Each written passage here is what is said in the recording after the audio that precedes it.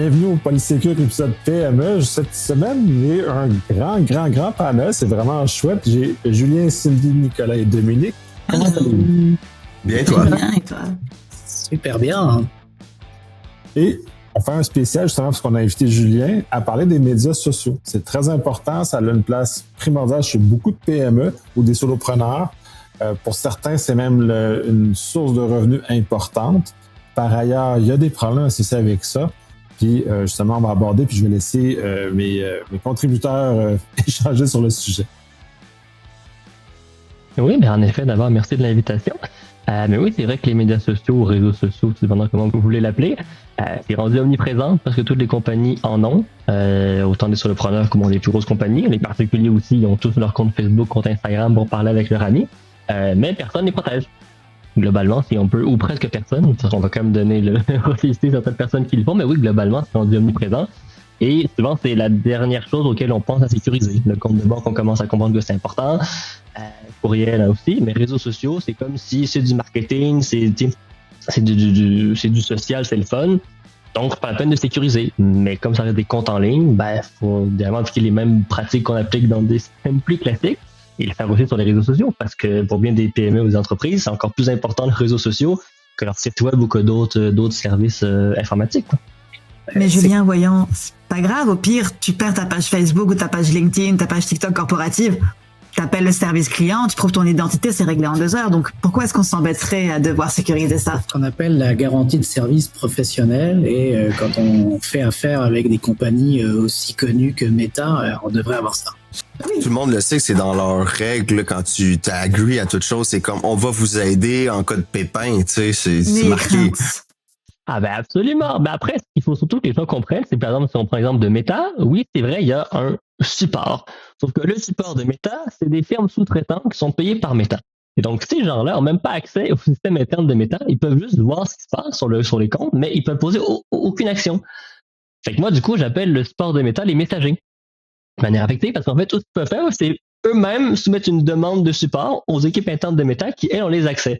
Donc, le support, c'est pas vraiment un support, c'est des gens qui peuvent voir qu'est-ce qui se passe, tenter de se faire aider par les équipes techniques, et si eux sont répondre non, le support peut pas t'aider. Et c'est ce que les gens ont du mal à comprendre, c'est que, voilà, Meta, le support, c'est pas un vrai support, c'est des gens qui vont essayer de t'aider, mais qui eux-mêmes sont soumis à est-ce que les équipes internes veulent les aider ou non. C'est ça le zéro problème.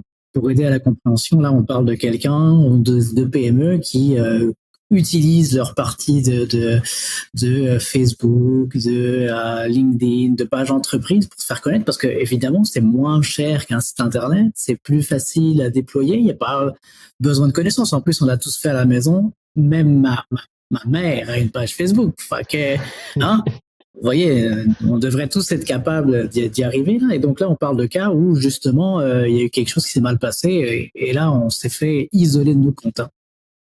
Ah oui, moi, des histoires d'horreur, j'en ai tous les jours, mais c'est vrai que des comptes personnels, ça, c'est de plus compliqué à récupérer. Mais les entreprises qui ont une page professionnelle, c'est un peu le même principe. Si t'es piraté, qu'on te vole ta page et que le hacker s'amuse à publier n'importe quoi ou du contenu qui enfreint réellement les règles de Meta, et que Meta bloque ta page en disant t'as enfreint les règles, même si c'est la faute du hacker avec ses actions sur ta page, pour Meta, c'est ta page qui enfreint les règles, donc c'est ta page qui va être bloquée. Et là, même si tu contestes, ils vont dire, non, tu as enfreint les règles, et ils vont pas chercher à comprendre qui a posé les gestes ou qui a publié le contenu qui était dérangeant. Et ça, le gros problème, c'est que moi, il y a des piratages où je peux pas aider les compagnies parce que ils n'ont pas été assez vite à réagir, et le hacker a le temps de faire du contenu qui enfreint les règles. Donc là, Meta dit, non, nous, c'est fini, vous avez enfreint les règles. Et donc, même s'il y a un piratage, c'est à vous à pas être piraté. Et donc là, oui, tu viens de perdre ta communauté. Je me fais volontairement le perturbateur dans la discussion là, mais en fait Facebook c'est quand même sécurisé avec le nombre de gens, le nombre de personnes qui travaillent avec toutes ces plateformes là, elles sont sécurisées. Comment ça se fait que les hackers rentrent dedans là? Ils font pas d'efforts, ils ont pas de budget de sécurité, ils font pas de pentest chez Facebook? Ah, c'est des bons arguments. Alors, écoute, mais en fait, oui, il faut aussi comprendre, c'est qu'en effet, mais on peut parler de Meta, mais LinkedIn, c'est pareil, TikTok, Instagram, tous ces géants-là, eux, leur sécurité interne est blindée. Est-ce que souvent les piratages, en effet, malheureusement, ou le vol de compte, c'est pas eux qui ont eu un problème d'accès ou qui ont eu une fuite. c'est la personne elle-même qui s'est mal sécurisée. C'est la compagnie qui a pas mis en place les bonnes pratiques de sécurité. Comme j'aime bien dire, toutes les plateformes comme Meta, ils donnent tous les outils pour que tu puisses te protéger. Si tu les mets pas en place et que tu perds tes comptes, ben, désolé, mais c'est de ta faute. Les gens aiment pas faire dire ça, mais c'est la réalité. Alors, les suspensions pour des raisons absurdes, parce que l'algorithme s'est trompé, ça, c'est un problème, et là, c'est la faute de Meta, entre autres, et là, personne ne peut se prémunir d'être suspendu pour une erreur. Par contre, tout ce qui est perte d'accès de compte, ça, c'est piraté, c'est la faute des gens. C'est pas Meta qui s'est mal sécurisé. Et c'est pour ça qu'en effet, Meta, ils offrent pas de support efficace, mais en même temps, est-ce qu'ils ont vraiment besoin de le faire si c'est de ta faute? C'est là que ça peut porter un peu à débat, mais une fois que tous les outils sont mis à disposition, c'est à toi de les mettre en place.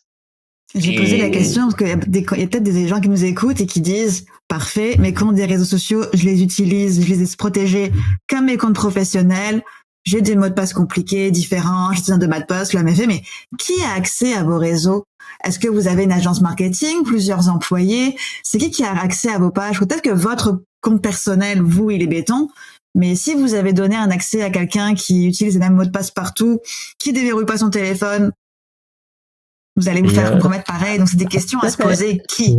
C'est un très bon point. La revue d'accès sur les réseaux sociaux, c'est encore plus important. Et tout à fait, beaucoup de compagnies font affaire avec des agences marketing pour gérer leurs réseaux sociaux. C'est parfait. Une fois que le mandat finit, retirez-leur accès. Ils travaillent plus avec vous. Ils ont plus besoin de garder leur accès à votre page Facebook ou votre compte Instagram. Ils travaillent plus pour vous. Et pareil, quand tu as un employé qui quitte, c'est bien beau d'avoir un processus interne qui dit on récupère le portable, on ferme le compte Microsoft, parfait. Et les réseaux sociaux, est-ce qu'on ferme l'accès ou pas? Moi, le nombre de compagnies que j'ai vues qui n'ont aucun process interne pour la partie réseaux sociaux, du coup, il y a des employés qui quittent et qui gardent leur accès à la page de compagnie de 2 ans après.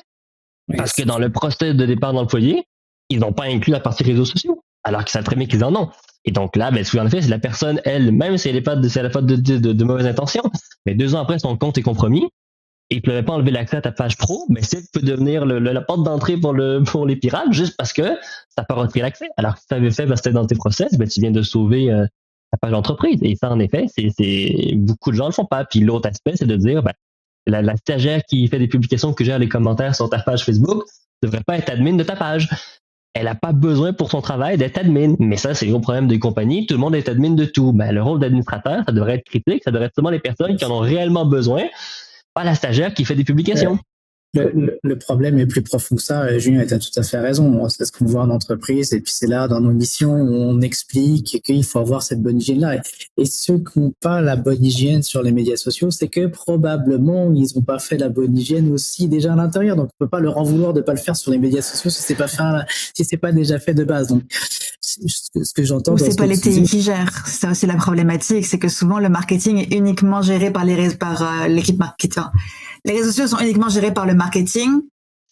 Les TI disent j'ai absolument rien à faire avec ça, fait qu'ils ont peut-être eux mis en place des bonnes pratiques dans le reste, mais ça tombe dans les cracks les réseaux sociaux. Mais pourtant, et ça j'aime toujours le dire à nos amis TI, c'est pas vous qui gérez Facebook ou LinkedIn, mais croyez-nous que le jour où va y avoir un problème, c'est qui qu'on va appeler, c'est Billy. Mais ça fonctionne quand t'es admin. Ça marche. Voilà. Ah oui, ça, tout à fait. Quand tu es admin, tout fonctionne. Mais mais oui, moi, j'ai déjà vu des grosses compagnies qui avaient en place en interne password manager, mais le marketing avait son fichier Excel pour tout le mot de passe des réseaux sociaux. Et tu te dis, mais attends, là, vous mettez en place une pratique, mais vous n'êtes pas foutu à les vérifier si c'est utilisé pour tout. Voilà, donc moi, il y a plein de business où ils ont en place des bonnes pratiques à l'interne, mais le marketing, ils ont leur fichier Excel dans leur drive. Ça rejoint encore une fois la notion de reconnaître la valeur de l'entreprise. Qu'est-ce qui a de la valeur et qu'est-ce qui génère de la valeur? Et à mon sens, tant qu'on n'arrive pas à reconnaître ça, et c'est pas le jour de l'accident qu'il faut se dire « Oh là là, c'est super important ». C'est de prendre un peu l'exercice pour se dire « Ok, est-ce qu'on doit y donner un petit peu, beaucoup, passionnément d'amour dans ce qu'on fait ?» Et puis mettre les technologies ou en tout cas les processus pour éviter de se trouver mal pris.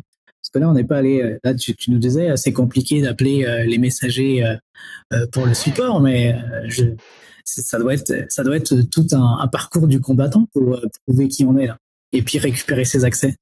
Ah oui, tu vois, j'ai aussi un cas pratique qui est arrivé il y a littéralement 2 jours. Il y a une personne qui m'a écrit. Elle travaille en nutrition, donc à son compte, elle aide des gens en nutrition. Elle a une page Facebook créée en 2016 de 10 000 abonnés, et son compte Facebook a été compromis. Et le pirate a fait des actions qui ont entraîné la suspension de son compte. Et donc là, son compte est bloqué, donc sa page pro de 10 000 abonnés est aussi bloquée. Et là, du coup, moi, je pourrais pas l'aider. Et là, du coup, la personne vient potentiellement de perdre 10 000 abonnés. Comme tu sais, c'est quoi la valeur? Pour une personne qui avait une page créée en 2016 de 10 000 abonnés, qui a son compte, à mon avis, la valeur de son entreprise, peut-être que pratiquement 90% passe sûrement par sa page Facebook. Quoi. Et donc là, enlever dans son cas la valeur, c'est les marques fonctionnent là-dessus. Les deals qu'on fait, c'est par rapport à ton nombre d'abonnés. Et là, dans ce contexte-là, c'était une page pro pour elle, mais comme ça reste une page personnelle, généralement, les pages d'influenceurs ou de coach restent des pages perso, fait que là, le processus est quasiment impossible. En fait, elle a une page pro, une vraie page pro, mais comme son compte perso a été bloqué, même si moi, j'ouvre une étude avec Meta, ils vont me dire, comme le compte perso qui admin la page a été bloqué, on refuse la demande.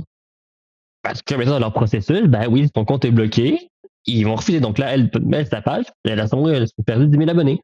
Mais comme dit Dominique, souvent, tu vas le réaliser quand c'est trop tard. Mais juste te dire, tu sais, que ma page Facebook, compte Instagram, quand est-ce que je l'ai écrit, combien d'abonnés j'ai, ou juste combien j'ai mis d'argent pour bâtir cette communauté, cet engagement, combien je mets par mois si je paye une agence ou je paye à l'interne des gens en marketing, tout cet argent qui est dépensé, tu peux le perdre dans un clic.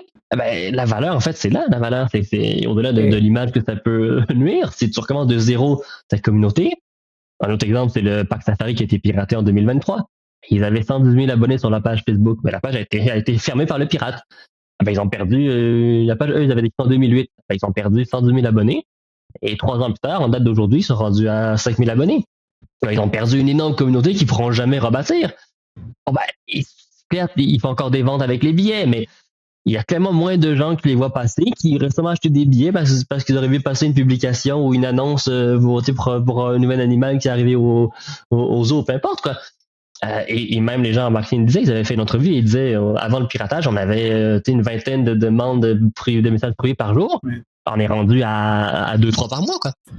Parce que quand ta communauté, les gens te voient plus apparaître, donc ils pensent plus à toi, puis du coup tu oublies un peu quoi. 5.5 000 Parc Safari, que je coupe, je voulais juste préciser l'information. Ils en avaient plus de 100 000 avant. Vous avez compris que c'est pas moi qui devais compter, donc ça c'est parfait. Et je me dis, ok, les processus, les revues d'accès, supprimer ceux qu'on n'a pas besoin d'y aller. Est-ce qu'il y a des mesures magiques qu'il faudrait faire à tout prix dans les médias sociaux là? La chose que toi peut-être tu vois dans tes quotidiens, qu'est-ce qu'il faut faire pour pas se faire mal prendre? Parce que honnêtement, de ce que tu racontes, on n'a pas envie de parler avec le support qui n'existe pas. Écoute, voilà, en effet, de mettre le double facteur d'authentification absolument partout, sur ton compte Facebook, ton compte Instagram, ton compte LinkedIn, mais aussi l'adresse courriel qui est associée à ton compte. Là, c'est aussi une porte d'entrée vers ton compte. Dans le cas de Facebook et LinkedIn, de ne pas avoir un compte partagé par plusieurs personnes, parce que souvent, le compte n'est pas sécurisé, mais ça enfreint aussi les règles des plateformes. Donc, si tu as un compte Facebook qui s'appelle le nom de ta compagnie et que tout le monde en marketing l'utilise, ou que tu l'as appelé Astro le robot parce que tu ne veux pas prendre ton compte personnel, ça enfreint les règles. Donc, si ton compte est bloqué, Meta va dire le compte n'est pas à ton nom, donc on refuse de t'aider. Donc là, tu peux perdre accès, en effet, à ton entreprise. Donc, en effet, avoir un compte qui a ton nom et ton vrai prénom, c'est aussi essentiel sur les réseaux sociaux. Et au-delà de mettre le double facteur, les codes de secours sont aussi un outil assez important à récupérer, ce qui permet de contourner le double facteur si tu le perds ou la personne qui l'a configuré part, par exemple. Et pour bien des compagnies, l'employé qui avait écrit le compte est parti, ils n'avaient pas leur code de secours, il répond plus, donc là, la compagnie se ramasse bloquée, elle ne plus pouvoir accéder à son propre compte parce qu'ils n'avaient pas pris les codes de secours.